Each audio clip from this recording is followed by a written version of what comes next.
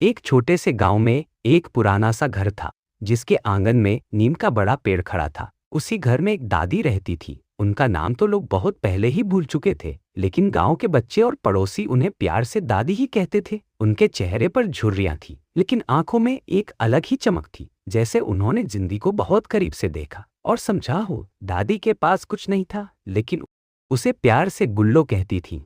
गुल्लो सफेद और भूरे रंग के मिश्रण वाली एक छोटी सी मुर्गी थी, जो हर सुबह अंडे देती थी और दादी की दिनचर्या का हिस्सा बन चुकी थी। मुर्गी और दादी का रिश्ता, दादी और गुल्लो का रिश्ता बहुत अनोखा था। दादी सुबह उठते ही सबसे पहले मुर्गी को दाना डालती और उससे बातें करती। गुल्लो, आज अच्छा अंडा देना, मुस्कुराते थे।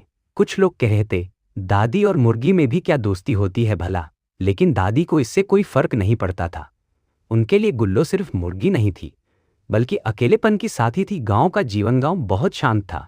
सुबह सूरज निकलते ही खेतों में हल चलने लगते थे, बच्चे स्कूल जाते थे और महिलाएं कुएं से पानी भरती थी। दादी का घर गांव के किनारे था, अकेलापन दूर कर दिया था। हर सुबह जब गुल्लो अंडा देती तो दादी उसे बहुत संभाल कर रखती। कभी खुद खा लेती, कभी पड़ोसी बच्चों को दे देती। एक नया मोड़, एक दिन गांव में खबर फैली कि एक व्यापारी गांव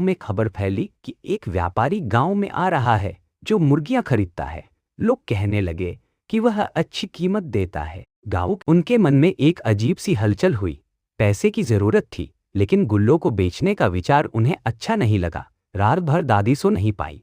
दादी का संघर्ष, दादी अपने बिस्तर पर लेटी थी और पुरानी यादें उनके मन में घूम रही थी। उनके पति अब इस दुनिया में नहीं थे, बेटा शहर में था। गुल्लो जैसे दादी के मन की बात समझ रही थी।